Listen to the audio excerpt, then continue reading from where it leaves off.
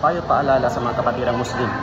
In every po tayo papasok ng masjid tulad dito, wag po nating kaligtaan magsala muna ng 2 rak'ah bago tayo uupo.